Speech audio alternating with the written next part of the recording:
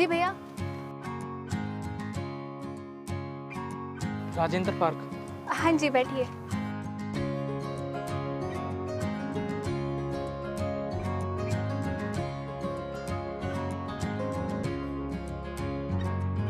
वैसे दीदी, ये बच्ची आपकी है? हाँ जी साहब जी, ये मेरी बच्ची है। तो आप इसे ऐसे अपने साथ लेके क्यों घूम रहे हो? मजबूरी है साहब, इसका मेरे सिवा कोई नहीं है इस दुनिया में। इसके पापा? ये रिक्शा उन्हीं का था। एक दिन अचानक उनकी तबीयत बहुत खराब हो गई। हमने बहुत कोशिश की पैसे जुटाने की, लेकिन हम उन्हें बचा नहीं पाए। पैसे ना होने की वजह से उनका इलाज नहीं हो पाया और वो हमें छोड़ कर चले गए। तो दीदी, और भी तो काम है, आप और काम क्यों नहीं कर लेते? इतनी गर्मी में, इतनी धूप में इसकी तबीयत खराब हो सकती है ना। साहब जी, अगर हम ये काम नहीं करेंगे, अपनी बच्ची को रोटी कहाँ से खिलाएंगे? तो दीदी, दुनिया में और भी काम है करने के लिए, और वैसे भी ये रिक्शे चलाना तो आदमियों का काम है। ऐसा नहीं है साहब जी, हमने बहुत कोशिश की काम ढूंढने की, लेकिन हमें कहीं काम मिला ही नहीं। और एक विधवा के साथ कैसे सलूक किया जाता है, आप तो अच्छे से जानते ही होंगे। तो हार मानकर हमें ये रिक्शा चलाना पड़ा, और रिक्शे में हमारी बच्ची हमारे साथ हमेशा साथ रहती है, तो हमें इसकी फिक्र भी नहीं होती। दीदी, आप सच में बहुत बहादुर हो। मुझे बहुत दुख हुआ आपकी ये बात सुन के। लेकिन दीदी, दूसरों लोगों को देखकर आपको दुख नहीं होता? दुख? कैसा दुख? जो अपनी फैमिली के साथ इतने अच्छे से खुश रह रहे हैं, अपने बच्चों को इतना अच्छे से रख रहे हैं, अपनी फैमिली के साथ इतने खुश हैं, उन्हें देखकर दुख नहीं होता?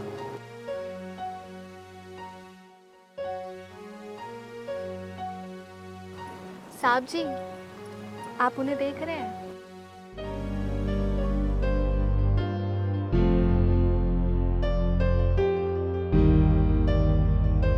जितना हम एक दिन में कमाते हैं ना, उतना ये सब लोग एक महीने में कमाते हैं। हम अपनी बच्ची को घर में सुलाते हैं बिस्तर पे, और इनकी मजबूरी है कि अपने बच्चे को ये रोड पे सुलाते हैं। हम ना 3 टाइम का खाना आराम से खा लेते हैं घर में बैठ के, और ये लोग ना 1 टाइम का खाना भी बहुत मुश्किल से खाते हैं। साहब जी, दूसरों की खुशी देखकर जो हमारे पास है, हम उससे नाराज़ होने लग जाए ना, हम कभी खुश रह ही नहीं पाएंगे, हमेशा अपनी किस्मत को कोसते रहेंगे। इसलिए साहब जी, हमारे पास जो भी है ना, जितना भी है, उसमें खुश रहना चाहिए।